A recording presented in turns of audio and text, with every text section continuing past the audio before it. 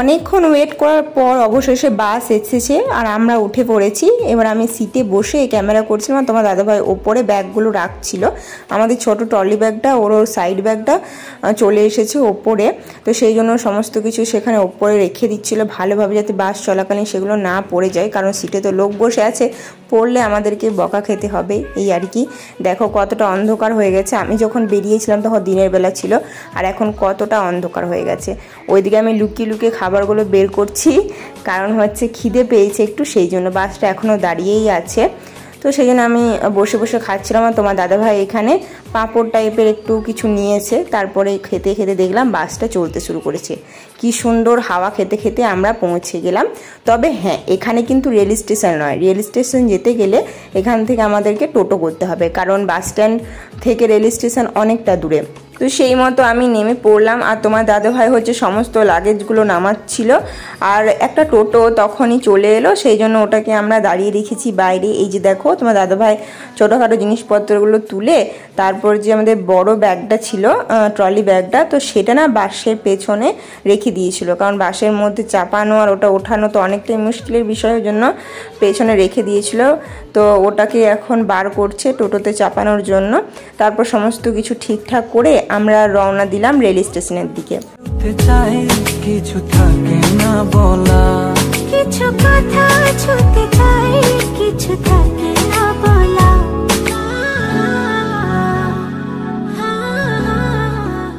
যখন বরের কাজের জায়গায় ছিলাম তখন বন্ধুরা খুবই কমই ঘুরতে বেরিয়েছি, তোমরা তো দেখেছো। কিন্তু এই যে তোমার দাদাভাইয়ের সাথে আমি সময়গুলো কাটাই, পরে ভিডিওতেই আমি যখন দেখি তখন ওকে খুবই মিস করি। তবে হ্যাঁ, যখন ওই মুহূর্তটা কাটাই আমি ওর সাথে, তখন কিন্তু আমার খুবই ভালো লাগে, খুবই এনজয় করি, কারণ মানুষটাকে আমি ঠিক আমার মতোই পেয়েছি। আমি যেমন মজা করতে ভালোবাসি, সেও কিন্তু মজা করতে খুবই ভালোবাসে। তো দুজনে কিন্তু খুবই মজা করি যখনই কোথাও ঘুরতে বেড়াতে যাই। তো দেখো গল্প করতে করতে তারপর মজা করতে করতে আমরা রেল স্টেশনের অনেক কাছাকাছি চলে এসেছি। তোমাদের দাদাভাই এবারে লাগেজগুলোকে নামিয়ে নিচ্ছে টোটো থেকে। আর এই যে দেখো আমরা চলে এসেছি সাহারানপুর রেলওয়ে স্টেশনে।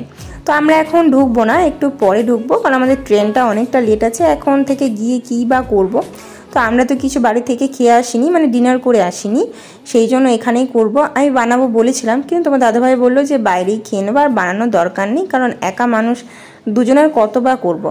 তো সেই জন্যই আমরা চলে এসেছি কাছাকাছি একটা হোটেলে। তবে একটা মজার বিষয় বন্ধুরা, হোটেলে কিছুক্ষণ বসার পর তোমার দাদাভাই আমি গল্প করছিলাম, তো সেই মুহূর্তে একটা লোক আসলো, তো তোমার দাদাভাইয়ের সাথে একটু কথাবার্তা হলো, তখনই জানতে পারলাম এখানে সমস্ত স্টাফ কিন্তু বাঙালি। তো ভালোই হলো। এখানে তোমার দাদাভাই মেনু কার্ড দেখছে কী কী খাবার অর্ডার দেবে না দেবে, আর আমি ওকে ভিডিও করছিলাম বলে লজ্জা পাচ্ছিল। আমি এখানে ফ্রেশ হয়ে চলে এসেছি, আর আমরা অর্ডার দিয়েছিলাম হচ্ছে রুটি ভাত, আমি ডিমের ঝোল নিয়েছিলাম, তোমার দাদাভাই চিকেন নিয়েছিল। তো এখানে ফাঁকা থালা আর সাথে স্যালাড আছে, দেখতেই পাচ্ছ। আর তারপরেই আমি যেটা খাবো বলেছিলাম ডিমের ঝোল, সেটা চলে এসেছে, তোমার দাদাভাই টেস্ট করছিল। তো তারপর আমিও একটু টেস্ট করব ভাবলাম, কারণ আমার খুবই খিদে পেয়েছিল। তারপরে দেখছি রুটি চলে এসেছে, তন্দুরি রুটি, কিন্তু আমি ওগুলো একদমই খাবো না, কারণ আমার তন্দুরি রুটি খেলেই না পেট খারাপ করে, ওই জন্য আমি সেটা খাবো না, আমি ভাতই খাবো অল্প। তোমার দাদাভাই দেখো চিকেনটা কতটা পরিমাণ আছে, ও কিন্তু এটা খেতে পারবে নাকি জানা নেই। তো যাই হোক, ও নিয়ে তো নিয়েছে, কারণ আমি খাবো না চিকেন। তো বন্ধুরা আমাদের খাওয়া দাওয়াও কমপ্লিট, সব কিছু কমপ্লিট। এখানে একটু কুলারের হাওয়াও খেয়ে নিয়েছি বসে বসে। তো চলো এবার আমরা রওনা দিই রেলওয়ে স্টেশনের ভেতরে।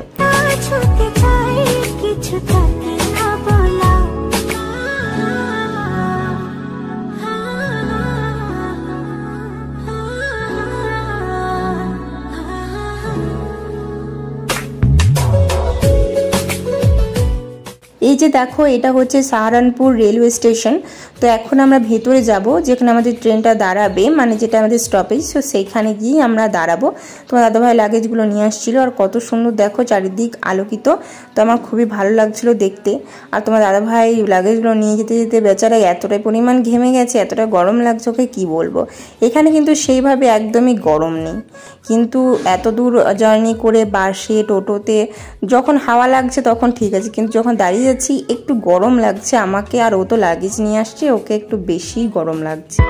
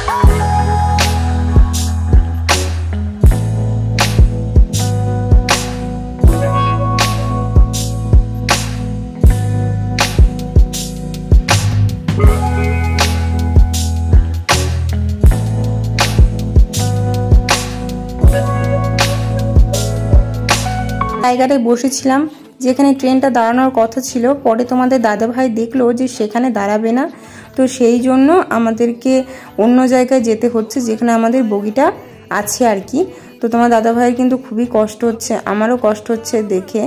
তো আমাদের ট্রেনটার কিছুক্ষণের মধ্যেই চলে আসবে, ওই জন্য আমরা আগে থেকেই সেই জায়গাটায় চলে যাচ্ছি যাতে পরে অসুবিধাতে না পড়তে হয়, কারণ ট্রেনটা চলে আসলে না অত তাড়াতাড়ি ছুটতে পারবো না। বলতে বলতেই দেখো ট্রেন চলেও এসেছে, আর আমরা এখানে দাঁড়িয়ে আছি কারণ হচ্ছে এখানে আমাদের বগিটা আছে, তো সেই জন্য আমরা এখানেই দাঁড়িয়ে আছি। আর ট্রেনটা যাচ্ছে বলতে আমার খুবই ভালো লাগছিলো, ভিডিও করছিলাম আমি।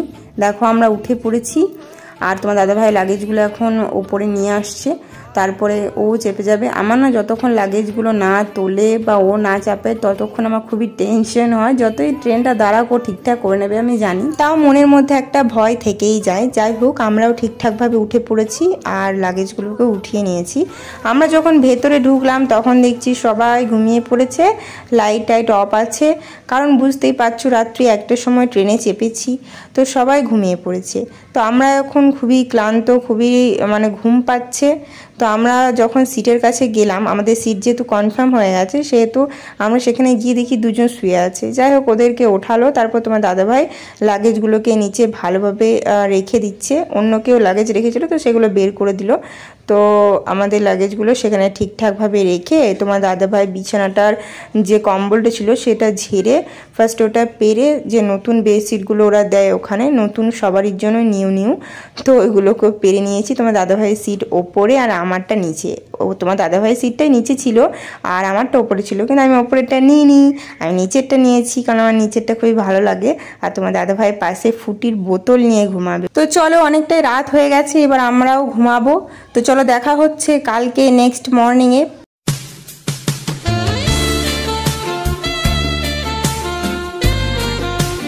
ভেতরে এসি চলছিল, তারপরেই তো বাইরে এভাবে বৃষ্টি পড়ছিল। তো আমি যখন ঘুম থেকে উঠলাম তখন দেখছি প্রচণ্ড ঠান্ডা লাগছে, বাইরের দিকে তাকিয়ে দেখি ও মা প্রচুর বৃষ্টি পড়ছে। তো বাইরে যখন আমরা এলাম ট্রেনে ফ্রেশ হতে, মুখ ধুতে আর কি, তো তখন দেখছি যে ওপর থেকে জলগুলো সব ড্রেনের ভেতরে পড়ছে। তো যাই হোক আমি আর তোমার দাদাভাই ফেস ওয়াশ করেও নিয়েছি আর মুখও ধুয়ে নিয়েছি।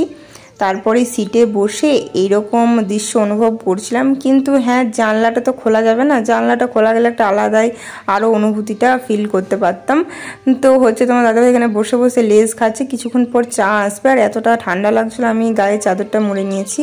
আর দেখো এই যে কুয়াশা ভরা মেঘলা মেঘলা ওয়েদারে খুবই ভালো লাগছে। আর তোমার দাদাভাইকেও ঠান্ডা লাগছিল, ওই জন্য আমার চাদরটাও মাথায় নিয়ে বসে এসেছে আর বসে বসে সিনেমা দেখছে, খুব মজাই। তো আর আমরা ভিডিওটা করিনি। তারপর সোজা চলে এসেছি দুপুরে লাঞ্চে।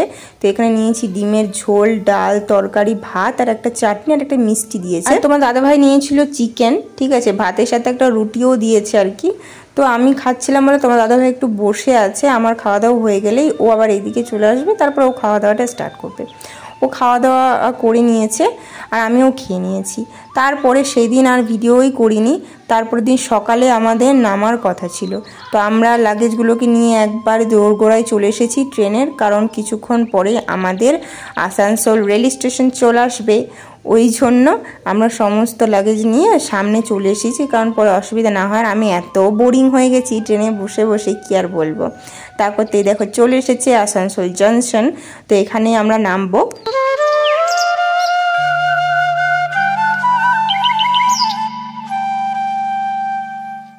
আজ আর ট্রেনে ব্রাশ করিনি, সোজা আসানসোলে নেমে আমি ব্রাশ করেছি। আমার কিন্তু এই আসানসোল রেলওয়ে স্টেশনটা খুবই ভালো লাগে বন্ধুরা। তোমাদের কেমন লাগছে অবশ্যই কমেন্ট করে জানিও। আর কারা কারা আসানসোল থেকে ভিডিও দেখছো অবশ্যই আমার কমেন্ট করে জানাবে।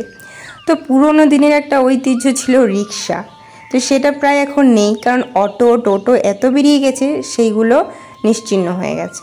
তো আমরা রিক্সা করে এসেছিলাম আজকে, ওই কাকুটাও এসেছিল আমাদের সাথে। তো আমরা এবারেও বাসের পেছনের লাগেজগুলোকে উঠিয়ে দিচ্ছি। আর আমরা দেখো যখন উঠলাম বাস একদম ফাঁকা, কারণ আমাদের আরও সকালে ওঠার কথা ছিল, আমাদের ট্রেনটা একটু লেট করে দেওয়ায় একটু লেট হয়ে গেছে।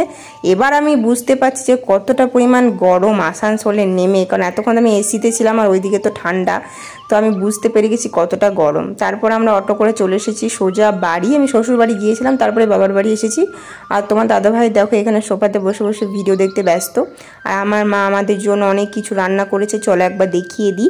এই যে দেখো এখানে ঘুগনি করেছে মশলা দিয়ে, যেটা আমার খুবই ভালো লাগে। আর এখানে আছে লুচি, আর হ্যাঁ বন্ধুরা করেছে হচ্ছে চিকেন। অনেক দিন পর মায়ের হাতের সেই কষা মাংস আমি খাচ্ছি, মানে খুবই ভালো লাগবে। এই যে তোমার দাদাভাই আর আমার জন্য ঘুগনি আর চিকেনটা রেডি করে নিয়েছে মা। তো চলো এবার মা দিয়ে দিই। আর এখানে মিষ্টি, আম, দেখতেই পাচ্ছ অনেক কিছুই আছে। তোমার দাদাভাইও খেতে বসে গিয়েছে, আর আমি ক্যামেরা করছি বলে এখনো খেতে বসিনি, কিন্তু জিভে কিন্তু জলটা আসছে।